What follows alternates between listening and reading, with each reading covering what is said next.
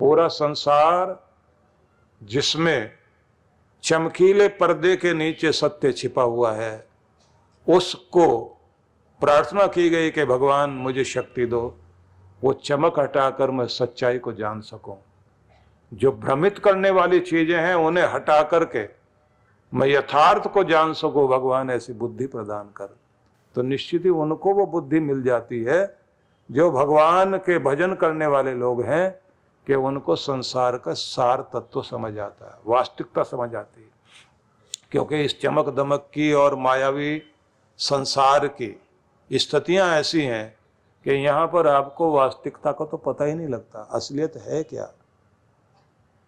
रिश्तों की असलियत नहीं समझ में आती। संसार कुछ इतना विचित्र है, जब तक आपको किसी से मतलब या किसी को आपसे मतलब, तब तक वो प्रणम्य भी है, प्रणाम करने योग्य है, वंदनीय है, श्लाघनीय है, प्रशंसनीय है, उसकी बड़ी तारीफ होगी।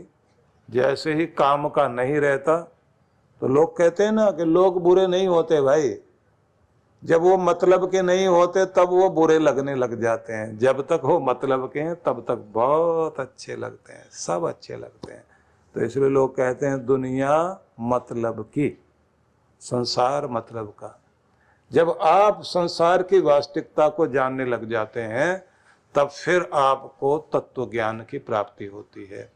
और वह तत्व ज्ञान जब व्यक्ति को मिलता है तब कहते हैं कि व्यक्ति को परमात्मा का नाम जिह्वा पर ऐसा बस जाता है कि फिर उसे लगता है कि पूरी दुनिया में मूल्यवान अगर कुछ है तो केवल भगवान का नाम ही कीमती है और कुछ भी नहीं। तो उससे बढ़कर हमारे लिए मूल्यवान कोई भी चीज नहीं है। तो जो वक्त भगवान के लिए होगा तो फिर आप उसको दोगे। और जब आप भगवान को मानते हैं इतना महत्वपूर्ण कि इतनी दुनिया में कोई और चीज महत्वपूर्ण नहीं, तब आप क्या करते हैं, कोई भी वेट करे, कोई भी इंतजार करे, आप भगवान को इंतजार नहीं कराओगे। मिलने का समय हुआ, भजन का समय हुआ, सब काम छोड़ के आप भजन में लग जाओगे। कुछ लोगों में, कुछ मत पंथ में, संप्रदाय में ऐसी बात है कि वो अपने पूजा इबादत का समय होगा, सब कुछ छोड़कर उस समय करते जरूर हैं और सारी दुनिया एडजस्ट करती है। और आप जब अपनी बंदगी, प्रार्थना, उपासना कुछ भी करने लग जाते हैं, आपका कलेजा कांपता है, दूसरे क्या कहेंगे। कोई कुछ नहीं कहता, आपका मन कमजोर है, इसलिए आप जो है इस तरह का बहाना करते हैं। जो समय भगवान का है वो भगवान को दीजिए। दुनिया इधर से उधर हो जाए, अपने प्रभु को ठीक समय पर स्मरण करने की आदत बनाओ। दुनिया अपने आप आपके साथ तालमेल मिलाएगी। आपको भगवान का समय किसी को नहीं देना। जब उसके लिए समय देना है, ठीक नियत समय पर बैठने वाले बन जाएं, नियत समय पर पूजा करने वाले, और एक स्थिति बना लें कि इतने समय तक ही मुझे बैठना है। मतलब इतनी देर तक, 40 मिनट, 1 घंटा का जो नियम है आपका, अगर वो आपका पक्का है तो फिर कोई समस्या नहीं रहेगी। समस्या तब आती है, मतलब भक्ति आपकी सफल क्यों नहीं हो पाती, क्योंकि आपका समय निश्चित नहीं है, अवधि भी निश्चित नहीं है, और मूड भी बनाकर आप नहीं बैठते। मनोदशा बना के बैठिए। मनोदशा बनाने का मतलब होता है कि प्रभु की महिमा का गुणगान करते हुए, मन को तल्लीन करते हुए, इतने भाव विभोर होकर भक्ति के लिए जाइए कि आपको लगना चाहिए कि जैसे किसी राजा महाराजा से, राष्ट्रपति से, प्रधानमंत्री से मिलने के लिए आपको जाना होता है तो आप कितने ज़्यादा उत्सुक रहते हैं। आपको नींद भी पूरी नहीं आती, आप सोचते हैं जल्दी तैयार हो जाएं, पहले ही जाके बैठ जाते हैं, उनको वेट नहीं कराने, क्योंकि कोई हमारी वेट नहीं करेगा। बिल्कुल उतनी उत्सुकता आपको भगवान से मिलने की अगर हो गई तो फिर भगवान को भी आपसे मिलने की उत्सुकता रहेगी, फिर आपकी भक्ति सफल होगी। तो जिस दिन भक्ति नहीं हो पाए, मन नहीं टिके, तो आंख में आंसू आने चाहिए, बेचैनी होनी चाहिए कि आज मेरा मन नहीं टिका, आज भक्ति सफल नहीं हुई, आज कुछ कमी रह गई। जैसे जैसे आपकी श्रद्धा गहरी होती जाएगी, आपकी भक्ति सफल होती चली जाएगी। और ये भी एक बात ध्यान रख लीजिए कि जैसे जैसे आप आपस में बैठते भी हैं, चर्चा भी करते हैं, तो वो वाली चर्चा आप न करें कभी जो आपको नीचे गिराए, गलत तरफ लेकर जाए। जिनके संग बैठने से आपको नरक की तरफ जाने का मौका मिले, तो ऐसे दोस्त किसी काम के नहीं। वो लोग बहुत अच्छे होते हैं जो खुद मंदिर तीर्थ जाएं, लोगों को भी लेके जाएं। सवेरे मंदिर में दर्शन करने जाना, सत्संग के लिए जाना है, अपनी गाड़ी लगा देते हैं, दूसरों से भी कहते हैं आप बैठिए, या शाम को बोल देंगे तैयार रहना, मंदिर जा रहे हैं, सवेरे जल्दी स्नान करके और दर्शन करके भगवान का आशीर्वाद लेकर आएंगे। तो लोग तैयार रहते हैं, अपनी गाड़ी लेकर जाएंगे, सबको दर्शन करा के लेकर आएंगे। तो खुद भी एक अच्छी तरफ लगे हुए हैं और दूसरों को भी लगाते हैं।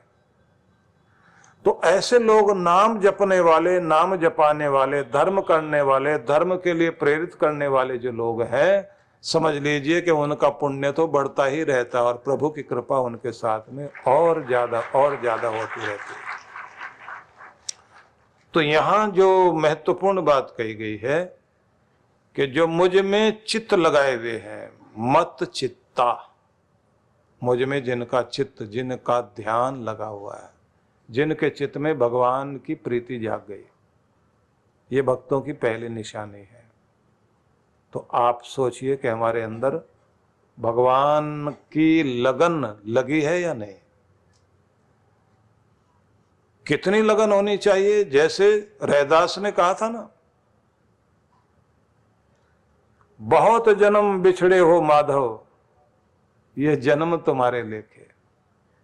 पता नहीं कितने जन्म पहले तुमसे बिछड़ गया था, अब इस जन्म में तुम्हारी याद आई है भगवान, तो अब ये जन्म भी तुम्हारे लिए हो गया, अब तो मैं तुम्हारा हो गया हूं।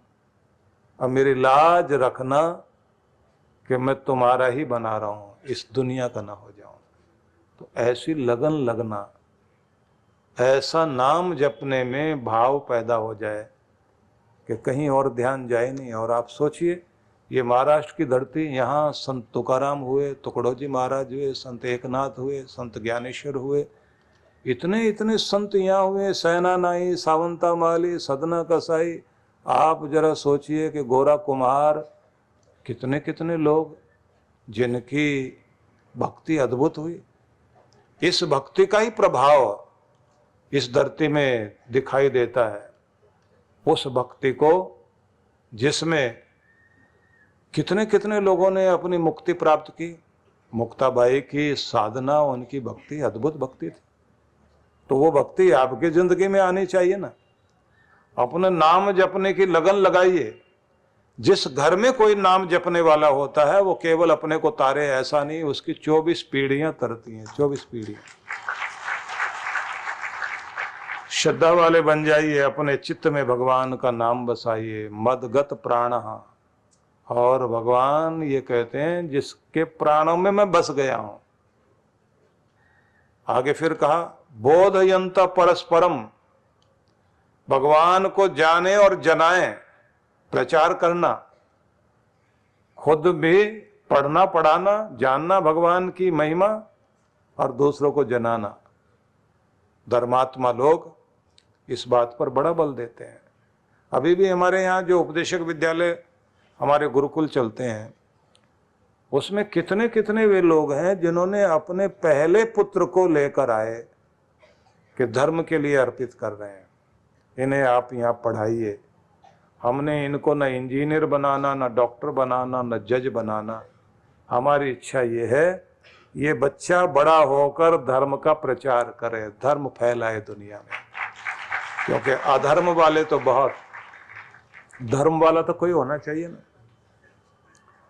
तो ऐसी भावना बहुत बड़ी भावना होती पहले कितने लोग इस बात को ध्यान रखते थे कि जैसे ही अपनी आयु वहां तक पहुंच गए कि आपने बेटे का मुंह देखा, पोता हो गया, अब कहते हैं कि अब हमें वानप्रस्थ आश्रम में प्रवेश करना है। वानप्रस्थ आश्रम क्या होता है? जिसमें थोड़ी देर, मतलब 40% घर में रहना है, 60% सेवा साधना भजन पूजन दान पुण्य नाम अनुष्ठान ये सब करना है। तो ऐसे लोग जो है वो धर्म प्रचार करते हुए, धर्म को फैलाते हुए, सेवा करते हुए जीवन जीते हैं। तो ऐसे लोगों को महान आत्मा कहा जाता है, महामुनि कहा जाता है, उन्हें ज्ञानी कहा जाता है। जैन समुदाय में एक परंपरा बहुत अच्छी देखने को मिलती है। जिसके भी मन में वैराग्य जाग गया, चाहे वो युवक ही हो युवती हो, और जब वो सब कुछ छोड़कर अपने धर्म के लिए धर्म प्रचार करते हुए, साधना तप करते हुए अपने आप को अर्पित कर देते हैं धर्म के लिए, तो कितने कितने लोगों के जीवन की घटनाएं, गुजरात में कई घटनाएं हुई, करोड़ों करोड़ों पति लोग जिनके का एक ही एक बेटा, और अच्छा विदेश में भी पढ़ के आया हुआ, तो साधु बन गया।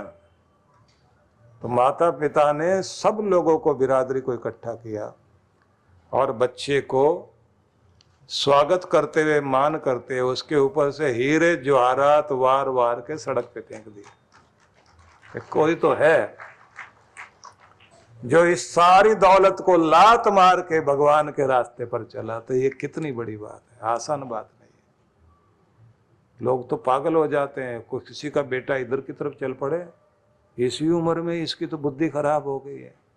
हाँ, क्लब व्लब में जा रहा हो तब कहते हैं हाँ मॉडर्न है, मॉडर्न है। वो मॉडर्न जब ज्यादा मॉडर्न हो जाता, बहुत मॉड होकर के और नशे वशे में पड़ जाता है, तब लोग बहुत परेशान होते हैं। ये तो इतना मॉड हो गया, हम लोगों को दुखी कर गया, अब इसका जो है ये छुड़ाना मुश्किल। कोई टोकता नहीं किसी को बुरी तरफ जा रहा हो, तो अच्छी तरफ जाए तो आप सत्संग में आए, आपको 10 लोग बोलने वाले मिल जाएंगे। वहां क्या बताया जाता है वो तो हम बता देते हैं, वो ज्ञानी बताएंगे, वो आपको कहेंगे हम बताएंगे वहां क्या बताया जाता है, जाके मिलेगा क्या। हाँ, वैसे लोग भी मैंने देखे हैं। एक महिला हमारे यहाँ सत्संग में आती थी, ज्यादा उम्र नहीं थी, छोटी उम्र थी, 30-35 साल की। बहुत पुरानी बात बता रहे हैं आपको, आज से 28 साल पहले की बात। तो सत्संग में आती थी, तो एक दिन उनके पति जो है और परिवार के लोग वो आए, कुछ वृद्धाश्रम के लिए दान करना था उन्होंने। उनके काफी सारे पेट्रोल पंप और काफी अच्छा कारोबार था, और सारे युवा। तो उन लोगों ने कहा कि हमें तो इधर की तरफ लाने वाली हमारी ये पत्नी है, और इसने हमको जोड़ा, हमारे रिश्तेदारों को जोड़ा और मित्रों को जोड़ दिया। तो जो कहानी उन्होंने बताई, उस कहानी में सार की बात बताता हूं। बोले सत्संग में ये जाती थी और हम लोग डांटते रहते थे। एक दिन इसने ये कहा कि देखिए, विवाह की वर्षगांठ आ रही है और आप हर साल मेरे लिए जेवर बना के देते हो, इस बार जेवर नहीं बनाना, तो इस बार जो है आप मेरी बात मान लेना। तो क्या बात? बोले एक दिन के लिए सत्संग में चलो।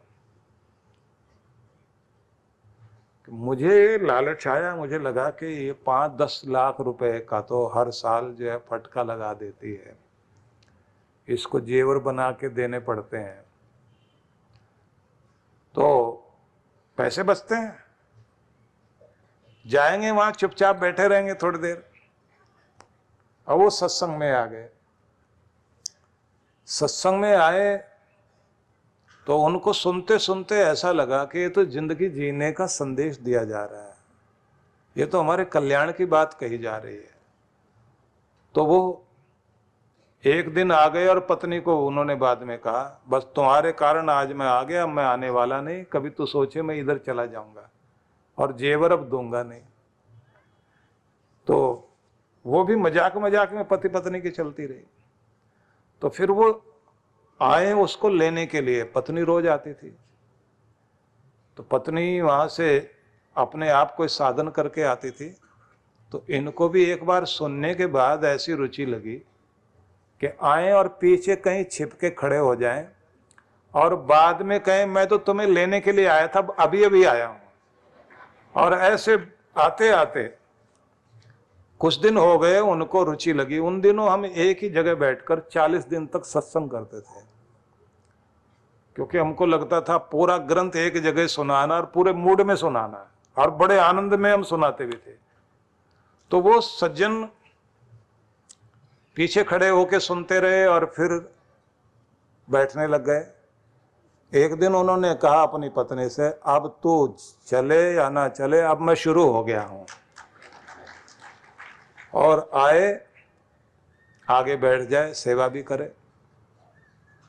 उन लोगों ने 30-35 लोग जोड़ लिए। और उसके बाद एक अच्छी बात हुई, उनके एक मित्र जिनके भाई के साथ कुछ झगड़ा था, फैक्ट्री में दीवार बनाने लग गए थे। दीवार बना भी ली थी, बंटवारा होने लगा। तो सत्संग सुनने के बाद उन लोगों ने मेरे से कहा कि आज आप हमारे साथ चलिए। मैंने कहा क्या काम है?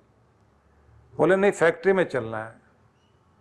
मैंने कहा वहां करना क्या है भाई? बोले रोज तो आप उद्घाटन वगैरह के लिए कहीं जाते होंगे ना, आज दीवार तोड़नी है। मुझे लेकर गए। तो मैंने कहा दीवार तोड़ने के लिए मेरा क्या मतलब? बोले हम दोनों भाइयों के बीच में बहुत भेद खड़ा हो गया था, बंटवारा हो गया, मन में दीवार बन गई थी। अब वो मन की दीवार तो आपने यहाँ सत्संग में तोड़ दी। अब फैक्ट्री के बीच में दीवार है, वो आपकी साक्षी में हम तोड़ेंगे और हम कहेंगे हम दोनों भाई कभी अलग नहीं हो सकते, वे एक हैं। तो मैंने कई फैक्ट्रियों में मैं गया होऊंगा, लेकिन दीवार तुड़वाने के लिए एक ही बार गया उसी समय। और उसके बाद उन्होंने ये कहा कि हम लोग सत्संग का मतलब पता नहीं क्या सोचते थे। अब हमें लगता है कि जिंदगी बनाने का काम अगर कोई कर सकता है तो ये सत्संग करता है। अद्भुत लोग थे वो, और बहुत दूर तक उन लोगों ने धर्म कर्म किया, क्योंकि वो ऐसे लोग नहीं थे एक बार यहाँ आए 4 बार दूसरी जगह गए, उसके बाद ना इसको माना ना उसको माना ना किसी और को माना। उन्होंने माना तो पूरे हृदय से, क्योंकि सच्चे हृदय से आए थे। तो इसलिए जो ये कृष्ण भगवान ने कहा ना, बोधयंत परस्परम, जाने और दूसरों को बोध कराएं, भगवान की चर्चा करें, भगवान का नाम जिह्वा पर बसाएं, भगवान का नाम प्राणों में बस जाए, भगवान की चर्चा करें और भगवान का प्रचार करने में जिंदगी लगा दें। अपने आप को उधर की तरफ लगाए रखें कि ये जो ऐसे लोग आनंदित होते हैं और दूसरों को भी आनंदित करते हैं, तो ऐसे लोगों के लिए कहा ददामि बुद्धि योगम तम एन माम उपयांति थे। उनको मैं बुद्धि योग देता हूं जिससे वो मुझे पा सकें। उनकी बुद्धि ऐसी हो जाएगी, वो अच्छी तरफ चलेंगे, ना उनको धन की कमी, ना उनके सौभाग्य की कमी, ना उनके प्रेम, और उनके पास लोगों का साथ, सब कुछ होगा। लेकिन साथ साथ दुनिया की तरक्की करते करते वो अपना परलोक भी सुधार लेंगे। भगवान कहते हैं बस ऐसे लोग मुझे पाते हैं, इस तरह से तुम बन जाओ। तो भगवान करे आप सबकी जिंदगी में ये दिव्य गुण आ जाएं, आप सब ईश्वर के नाम को जिह्वा पर बसाएं। आज क्योंकि बहुत थोड़ा सा समय है, ज़्यादा चर्चा नहीं कर सकते थे, इसलिए मैंने संक्षेप में सार चर्चा की, और इस वायदे के साथ कि हम फिर मिलेंगे, फिर एक लंबी चर्चा करेंगे। और आप सबके लिए मेरा बहुत बहुत आशीर्वाद।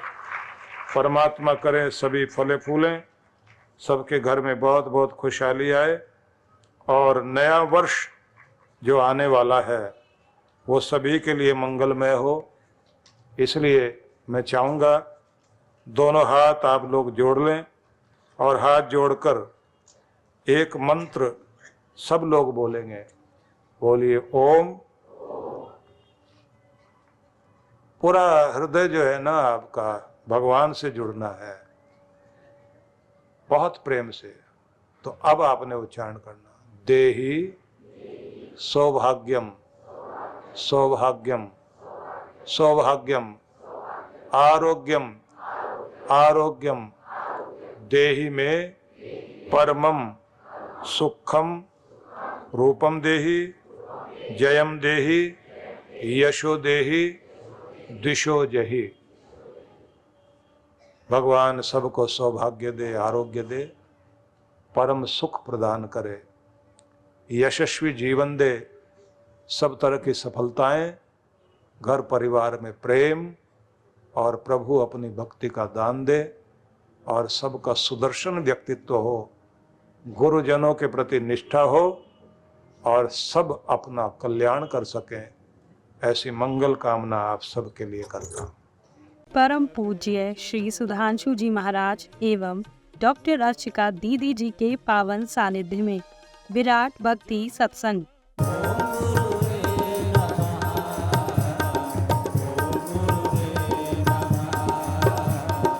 दिनांक 23 से 26 नवंबर 2023। कार्यक्रम की रूपरेखा। 23 नवंबर शुभारंभ सायं 5 से 7 बजे। 24 से 25 नवंबर प्रातः 9 से 11 बजे सायं 5 से 7 बजे। 26 नवंबर प्रातः 9 से 11 बजे सायं 4 से 6 बजे। विशेष कार्यक्रम गुरु मंत्र दीक्षा 26 नवंबर दोपहर 12 बजे।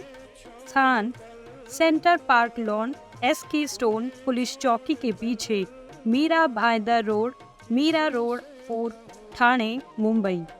आयोजक विश्व जागृति मिशन, मीरा भाईदर मंडल।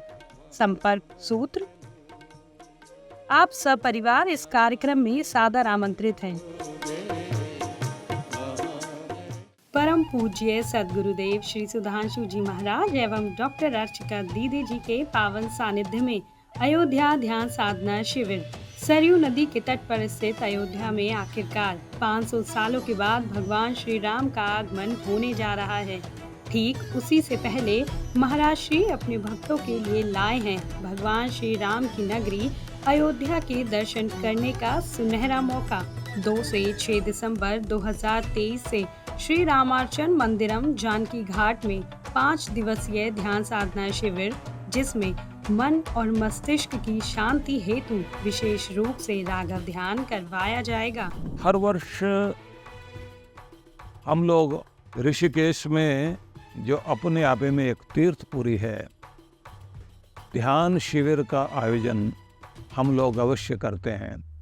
लेकिन इस बार हमारा विचार था कि 500 वर्षों के बाद एक महान अवसर प्राप्त हुआ है कि भगवान श्री राम का भव्य मंदिर, उसका लोकार्पण होने जा रहा है और ये राम भक्तों के लिए विशेष अवसर है। पूजा पाठ पहले ही प्रारंभ हो जाएंगे, लेकिन हम लोग उससे पूर्व इसी 2023 में 2 दिसंबर से 6 दिसंबर तक सरयू नदी के तट पर महान सप्तपुरियों में अयोध्या महानपुरी, जिसे कहा जाएगा तीर्थपुरी, उसमें भगवान राम के जन्म स्थान पर, वो स्थान जहाँ भगवान ने अपने जन्म लेकर के भारत भूमि को नहीं, विश्व भूमि को कृतार्थ किया, उस भूमि में राम कृपा ध्यान शिविर का आयोजन किया जा रहा है। भगवान श्री राम की कृपा को प्राप्त करने के लिए यह ध्यान शिविर होगा। पंजीकरण हेतु संपर्क करें।